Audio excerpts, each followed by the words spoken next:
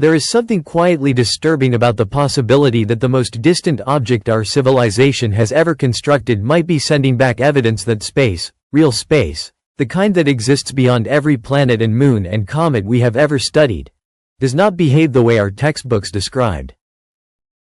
Voyager 1 is not hovering near anything recognizable. It has moved past all of that. It now occupies a region where our sun no longer holds authority, where the protective envelope of our solar system dissolves into the broader body of the galaxy itself. And from that extraordinary distance, this aging machine continues transmitting readings that make the surrounding darkness feel less featureless than it has any right to be. Not dramatic readings. Not cinematic ones. Something more unsettling than that. Quiet ones. Persistent ones. The kind that accumulates slowly into a suggestion that the universe may carry structure in regions we had long been comfortable writing off as blank, silent nothing. And if those readings are pointing towards something real, then the territory beyond our solar system is not the clean, passive exit into emptiness that science once described. It is the entrance to an environment far stranger than anyone prepared us to expect. Voyager 1 was not designed to become a long-term witness to the conditions of interstellar space. Its original destiny was considerably more modest by comparison. Fly past Jupiter. Fly past Saturn. Return data. Eventually lose power and drift into permanent silence. That alone would have secured its place in history. But the mission launched during a rare alignment of the outer planets, one that occurs only once every several decades, and that alignment allowed engineers to design a gravity-assisted tour of the outer solar system that extracted far more science than a single planetary mission ever could. As Voyager began exploiting that geometry, the mission began expanding beyond its own original boundaries. Even in its early years, the spacecraft was demonstrating that it was something more than a flying instrument cluster. It turned its cameras back toward home and captured a perspective on our world that no machine had ever produced before. Later, it rewrote what we understood about the giant planets. But what makes Voyager remarkable today has nothing to do with those early accomplishments. What makes it remarkable is the fact that it never stopped. It kept traveling past the great discoveries, past the planetary encounters, past the point where any reasonable projection of its operational life should have made it irrelevant.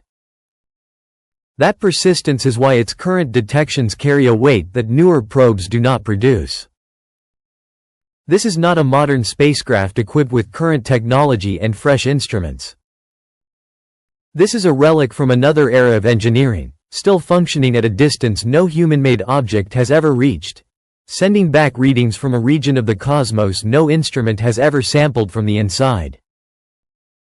Every anomaly it reports feels less like routine data collection and more like a transmission surviving against all odds from somewhere we were never supposed to be able to hear from directly. One of the most consequential moments in the spacecraft's history came in 1990, when mission planners prepared to permanently deactivate its imaging systems. Before doing so, they issued a final command: turn around and photograph the solar system from the outside looking in. The maneuver carried genuine risk. The spacecraft was aging, its mechanical systems were fragile, and rotating it to achieve the correct angle introduced real possibility of damage. Engineers proceeded anyway. The result became one of the most discussed images in the history of human exploration. Earth, captured from billions of kilometers away, rendered as a faint point of light suspended within a beam of scattered sunlight, so small as to be nearly invisible against the surrounding darkness. Most people engage with that image on an emotional level. Its philosophical weight. Its reminder of scale. But the image was also technically imperfect in ways that turned out to matter scientifically. Light streaks. Optical blooming. Scattered glare. Distortions that were initially categorized as instrumental noise and set aside. Artifacts of aging equipment. Not worth extended analysis. Except the longer those distortions were examined, the more difficult it became to dismiss them entirely. Some of that apparent noise may not have been noise at all. It may have been information, early evidence of the optical and physical properties of the medium the spacecraft was already beginning to move through. A farewell photograph becoming, in retrospect, the first faint indication of a much larger mystery waiting ahead. For a long time, the scientific picture of the boundary between our solar system and interstellar space was one of gradual transition. The solar wind, the constant stream of charged particles flowing outward from our Sun, would slowly weaken with distance. The external galactic environment would gradually take over. The changeover between the two would be broad, diffuse, and relatively uneventful. Voyager's approach to the heliopause did not confirm that picture. It contradicted it. The boundary was sharp, compressed, abrupt in a way that older theoretical models had not predicted. That alone represented a significant revision in how physicists understood the structure of our Sun's influence. The solar bubble was not gently dissolving into the galaxy.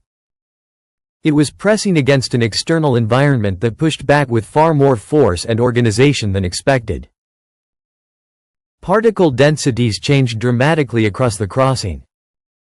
The plasma environment underwent rapid transformation. The interstellar medium appeared to exert pressure against the heliosphere in a way that implied it had its own structure, its own resistance, its own internal organization. The galaxy beyond our solar system was not a neutral backdrop. It had physical presence. It had behavior. And once Voyager crossed that boundary and entered the interstellar medium directly, its plasma wave instruments began returning something no mission had ever detected before: a continuous low-frequency resonance running through the ionized gas filling the space between stars. A steady, persistent hum encoded with information about the density of the medium surrounding the spacecraft. For the first time in the history of space exploration, humanity was not inferring the properties of interstellar space from distant observations. We were measuring them from within. What those measurements revealed was that the void between stars is not void in any meaningful sense of that word. It is active. It has density. It has behavior. It has structure operating at scales too large for ordinary human intuition to process comfortably. And that revelation changes the character of everything Voyager has been detecting. This is not a spacecraft anomaly in the usual sense, a glitch, a hardware fault, an aging component producing false readings. This is an instrument operating in a region of the cosmos no probe has ever occupied, returning data that consistently suggests the surrounding environment does not match the simplified model we built from distant observation. The sharp edge of the heliopause.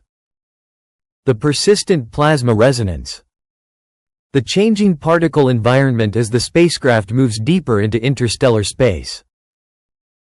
The subtle irregularities that keep appearing in its readings.